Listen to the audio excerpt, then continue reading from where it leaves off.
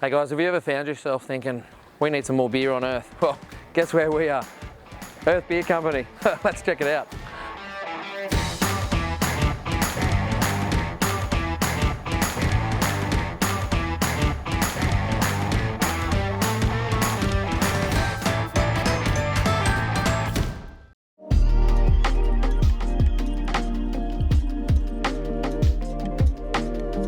All right, so guys, I'm here with Zeke from Earth Brewing Company. How you doing, man? Thanks heaps for having us, man. Yeah, man, legend. It's this is the end of our first road voyage that we're doing, but mate, let's get into your kit. What have you got here? What is it? How big is it? Yep, so it's just a 2-vessel Chianti 12-hectare brew house. Yep.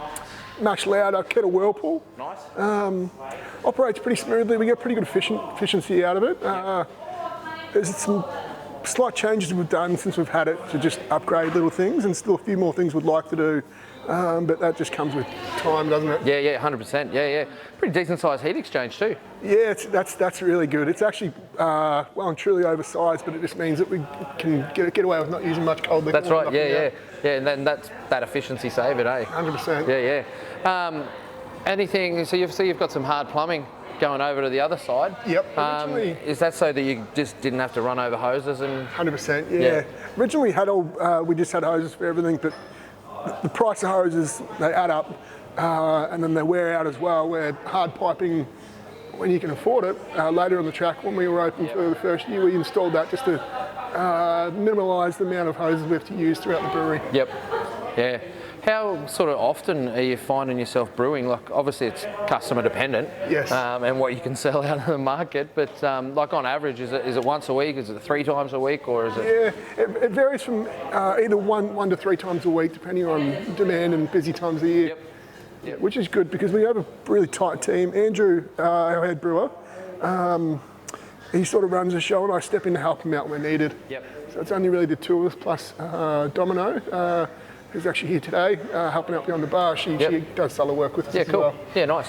Yeah, it's all those little brewery things, right? That's the thing, everyone's got to lend a hand and learn a bit, and yeah. Kind of all multitaskers, you know? Yeah. Jack of all, master of none. That's right, yeah.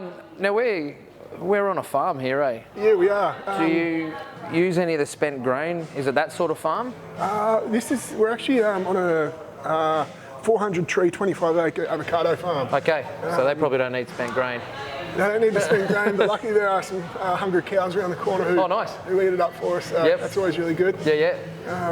The history about this place is actually pretty cool. Originally, the whole area, this was the packing shed for all the whole area. It was a 400-acre farm, and all the locals used to come here on a Friday, all the farmers, and get together, and it was kind of like a local watering hole. They'd all have a few beers and finish the work here. And when we come forward with the idea of starting a brewery, we thought, well, it's going to be cool to kind of bring it back to that same gathering point again. Yeah, nice. Yeah, that's cool. Hey, yeah, that's awesome. The shed itself too. It's very eclectic because there's all these sort of really cool collection things that you've got just to give it its own sort of vibe. Yeah. Do people give you stuff, or do you go out and hunt it, or you see it and you're sort of like, oh yeah, that'll look great in the brewery, and we grab it and put it up? Yeah. To be honest. There's been a lot of input from local people and also partners in the business who have compiled things and added bits and bobs as we've gone along. The foundation before we opened was generally set up, and then we've just consistently added little things as we've come. Some people have old memorabilia from the area, like farming equipment, old axes and stuff they've kind of donated to the brewery to kind of put up on show. Yeah. Which is kind of cool. So. Yeah, it's super cool. Yeah, I really like it. You're not that far away from the Gold Coast. How sort of far away are you? Yeah, honestly, from here to Cudgen Airport, it's maximum 15-minute drive. So it feels like we're miles away from everything, but yet we're still so close. Yeah. It's an interesting little bubble here. Yeah, it's a cool little serene spot that's super enjoyable. Yeah, thanks, Adsy. Yeah. The fermenters and that, can we go and have a wander? How many have you got? We've got 5 20-hec fermenters, 4 10-hec, and 2 5-hec. Yeah, nice. So you can do a few pilot batches and things if you want to. Absolutely. Yeah. The 5-hecs are pretty much mainly focused for that. Double brew to fill one of these. Yeah. And do you do the double brew in the same day? We do. Yep. Yeah, we either Andrew or myself, one of us will start first thing in the morning around about 6 o'clock, and then kickstart the brew by anywhere between 6:30 and 7 after we clean the lines and get things prepped, and then the other person will come in around about 9 o'clock and jump in for the second brew. It's a really good balance actually, it works well and it's quite efficient. Yeah, we can sort of turn around the two brews. If the first one starts at 6:30, the last one's knocking out and done and dusted by 1 o'clock. Yep. Yeah, nice. Cold liquor? Cold liquor. Yep. 2,000 litres cold liquor. Because the heat exchange is very efficient and the cold liquor is 2,000, obviously gives us the opportunity to not have cold water issues for the two brews on the one day. Yep. Which is great. Yeah, excellent. Yeah, nice. Do you have any? You don't have any bright tanks, so you just carb up with spunding, or how do you? We do have a bright tank. It's actually on the other side of the Oh, okay. Yeah, cool. Yeah, right. We put some plumbing. I got the manifold and everything here. Yeah. It feeds out into here, and then it's really close to the canning line, so we're not getting too much heat pickup on the canning days. Yeah, nice. So let's talk about your canning line. What sort of can line is it? Oh, it's American canning, but have you had this since day one, or has it been a? This has been a bit of a game changer for us actually. Previously we used to get, who are great as well, used to get Craft Punks down from Brisbane. Yeah, one of our sponsors. They're awesome. So, Scotty and the crew were always, super supportive and would sort of really do anything at the drop of the hat to help us. And we got to a point where we thought to move forward to the pace we want to move forward and to be able to do smaller runs on the fly, we had to move down this path. Yeah. Scotty doesn't really want to just do 50 cases or something. That's right. But they were awesome, and it sort of let us in just because of our tight space here. Yep. We went down the American canning route, and we've done a lot of research and learned a lot about them because they hadn't really been around in Australia for a long time. Yep. But super happy with the kit. How much sort of does it do a minute, or is it you don't worry about that? You just get done what you have to get done, and if you're pushing it, but keep making sure things run smooth. 25 cans a minute. Yeah, cool. That's pretty good. Yeah, that's good. Do you bank up beers up? Like, do you wait and say that you got 4 or 5 that you want to can at the same time, or are you just like go, we've got one can, it's in bright, and we're going? Yeah. We tend to can most Wednesdays and Thursdays. Yeah, okay. And we could get it all done in one day, but we like to split it because if one of the beers, we don't have space to put it into the bright beer tank, and we're drawing off a fermenter, we want to be able to keg off the beer as well, and we're just conscious about freeing up that tank the day that we actually package it, which is great. Yep. So yeah, it's that tank real estate, right? You got to make sure. It's like people sometimes don't realise all the moving parts. You got beers in here and you got beers there, and you got to get it into pack so that you can brew again. Yeah. Because then you need to brew again because you know that the beer is needed in 4 or 5 weeks' time. That's and right. Yeah. 100%. And if someone's sick and they can't, and you're a day behind, it just puts production on this concertina effect. Yeah. We've got as I mentioned before, a really small, tight team, and because we don't have a lot of fridge space for storing packaged goods, we kind of have to have things turning over quite consistently. Yep. So a lot of the time we'll package on the Wednesday, and the sales crew or delivery crew will come and pick it up Wednesday afternoon or Thursday morning to dispatch it. Yeah, nice. And it just allows us to keep everything as fresh as possible too, which is great. So. But a lot of moving parts, and it needs to be well-cogged 100%. machine, hey? Yeah. Well, man, this is pretty cool, but it's getting warm in this back corner. I reckon we have a beer, eh? Yeah, sounds good. Chat more about your beers. Awesome.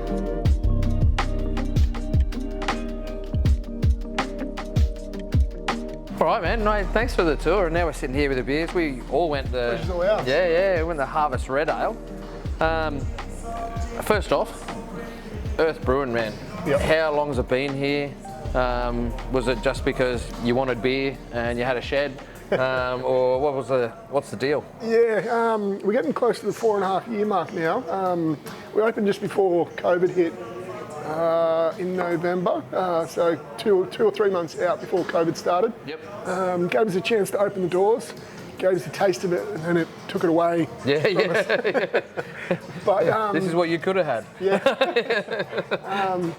The fact that we got through it and the local support has always been tremendous, and without the local support and the way they got behind us, we'd be probably in a different position. So that was really awesome, and we're very lucky to have such a good community in this area that focus heavily on independent and not just craft breweries, but just independent businesses in general, which is great. So. Yeah, so talk about the avocado kolsch. There's a lot of oil in avocado. Yeah. How does that affect the beer and the flavour? Like, how do you get enough flavour? Like, what's the sort of... It's a balance for sure. Yeah. Because as you know, naturally oil's head retention. It's kind of a big no-no really. And when we thought about it, we're like, we're kind of breaking the rules here a little bit. But we thought, what the heck, we'll give it a go. We'll, if it doesn't work, it doesn't work. And we've just kind of found a nice balance where avocado, it's quite subtle. It doesn't have a strong flavour, right? So we essentially make up a really big guacamole, avocado, lemon juice, and then get it to a consistency so we can put it in as a dry hop. Okay. But it's essentially it's a wet avocado. Yeah. Do you have to rouse it with CO2 while you're pouring it in there to spread it out so it doesn't just stratify and just sit on the bottom like a big green dump? Yeah. Otherwise, exactly. That's what will happen. So just bubbling it through, rousing it. I think if you told people that it didn't have avocado on it and you didn't mention avocado, they wouldn't notice. Yeah. Because it's so subtle. Yeah. It just adds a bit of a subtle butteriness across the palate. I guess that's the best way to describe it. It still finishes crisp and dry. So your other beers, you've got, 4 beers that are your core range on tap. There's a brown ale in your core range. Yeah. Not a lot of people have a brown in the core range. I think I'm me and a few other guys in the brewery are a lover of just traditional brown ales. Yep. I love a good brown, so yeah. But it's a really approachable, dry, well-balanced brown ale. It's something that you can still enjoy on a hot day. Yep. Which is good. Yeah, nice. You were talking before about your pilot kit and those sort of things. How often are you bringing out like those pilot sort of beers as opposed to your core range? Because your core range is that for a reason. You go, yep, I'm sold a shitload of this. We need to brew, the core range through. Is it just every now and again when you get the space, or is it's in your schedule that, no, I really want to try, there's a new hop coming out and I want to fucking smash it in? Yeah, we schedule it in, so it's roughly every 6 weeks. Yeah, okay. Sometimes it drags out a little bit more, but roughly every 6 weeks we'll release a new one, which is good fun. Yeah, so it keeps punters coming back obviously too, so they know that there's new beers that are flowing through. Anyone who enjoys drinking beer but also likes making beer, I feel like that's where the creative juices flow the most. New beers, keeping it interesting. Yeah, definitely. Earth Brewing Company, it's Earth Beer, isn't it? It's Earth Beer Company. Why Earth? Is it because you're farmers and you're obviously using the earth, or is it just because one world, one beer? Yeah. Some people might remember when we first opened, we used to be called Red Earth. Okay. All the soil in the Cudgen Plateau is a really rich volcanic red soil. Yep. And we had a little trademark issue. After being open for a while, we had to change it to something. Yep. We didn't want to lose the connection to where we were situated, and as you can sort of see in our core range, we really enjoy getting out, surfing, hiking, anything out in nature, and our core range beers are all named after elements: the lightning lager, the rising sun, fruit tree, dark moon, and I think it probably just sits well with what we really like doing outside of here as well. Yep. Since you've opened, has it changed the company direction any, based on your beers that you're brewing? You're like what you thought you were going to be doing in 4 years' time to what you are doing now? Yep. How much has that pivoted or wavered? Yeah, a lot actually. The main fact when we opened was we had more of an idea of having a tasting room here and keeping it simple and small on site. Once COVID hit, we had to change very heavily to distribution. Yep. And that was never really a big plan at the start. Yeah. And then because we moved into that space, because of the circumstances, it's actually been a real strong benefit of the business now, and it's kind of 50-50 now, which is great. Well, yeah, you had bought a can line and what's been one of the biggest challenges that you've been able to overcome? Has it been council DA process, or has it been trying to find furniture that suits, or like what's because there's challenges aplenty, right? I think from a broader spectrum, some of our biggest challenges have been we started with not too much. Yep. everything we can afford, and then cash flow to continue to grow things. That's probably been the biggest challenge. Yeah. Have you enjoyed the learning experience? Like, Absolutely. would you do it again? Yeah, I would. I kind of got to ask my wife. Actually, she said a few times, "Oh, do you ever like second guess it?" And I said, "Look, I wouldn't change it for the world because I've grown so much as a person. I've learned so much across the board. I've grown a lot more grey hairs too through stress. But then I've also learned how to deal with stress better too. Yeah. So because it still needs, the problem's still going to be there. Exactly. So you got to fix it. Absolutely. Yep. Yeah. So it's been really good actually. It's been challenging, but I think you've been welcome the challenges. Yeah, mate. I've finished my beer and knocked that down super quick. I want to go and grab some more. Is that all right? Yeah, Can we go and do that? We can do that for sure. Mate, thanks heaps for chatting. Thank you, mate. It's a pleasure. Thanks for no worries, coming. mate. Thank you.